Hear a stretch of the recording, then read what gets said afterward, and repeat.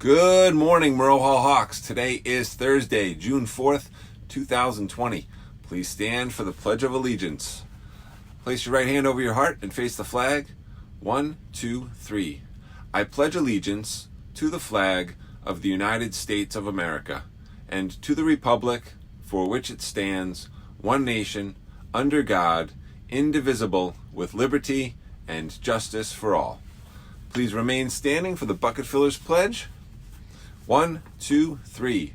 I promise to do my best every day to be a bucket filler, not to dip, and to use my lid for myself and others at home, at school, and everywhere I go. Hawks, I hope you're having a good morning. Mr. Higgins was thinking a lot lately about change and some of the drastic change that our country's going through, and I know our second graders are thinking about change lately with the end of the school year coming up and then moving on to Richardson Olmsted next year. And I know we've got some new Hawks coming in next year for kindergarten, and I know they and their parents are thinking about some change. And so in my research, I found out that today happens to be the 101 year anniversary. So in 1919, the 19th Amendment was passed, and that amendment gave women the right to vote. That was a big change. If you think about our country was, our 13 American colonies declared independence in July 4th, 1776, and it took until 1919 for women to get the right to vote.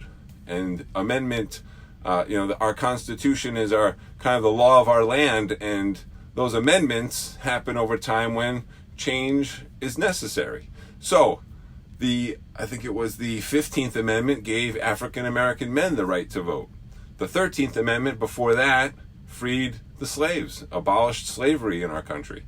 So think about all those changes that have taken place over the many years of our country's existence, all for good reasons.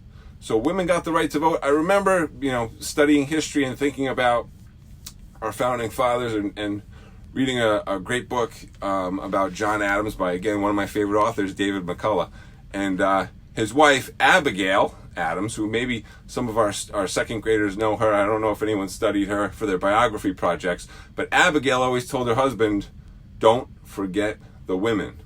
And she had a great point. So the 19th Amendment gave women the right to vote. And I know when I turned 18 years old, because that's the age you can vote, and that is an amendment in the Constitution as well, I was sure to vote, and I voted in every single election that I'm able to. So, Hawks, hopefully when you turn 18, you exercise your right to vote. I did get a nice email from the Lamb family recently. Mark, I know you've been watching our announcements. I know Mark is a big proponent of voting as one of our elected officials in town, so hello to Mr. Lamb. Also, I found out today that any of you cat owners out there, it happens to be Hug Your Cat Day. And Miss Police knows how I feel about cats. I'm more of a dog person, but I do love her cat Nugget. And so Miss Police, give your cat a hug. And Mrs. Silverstein as well. I know you're a cat lover as well. So give your cats a hug from Mr. Higgins. And Hawks, if you have a cat at home, give it a nice big hug for me. And better you than me, I'll hug my dog Zuzu. And we'll see you back here later on for some more announcements.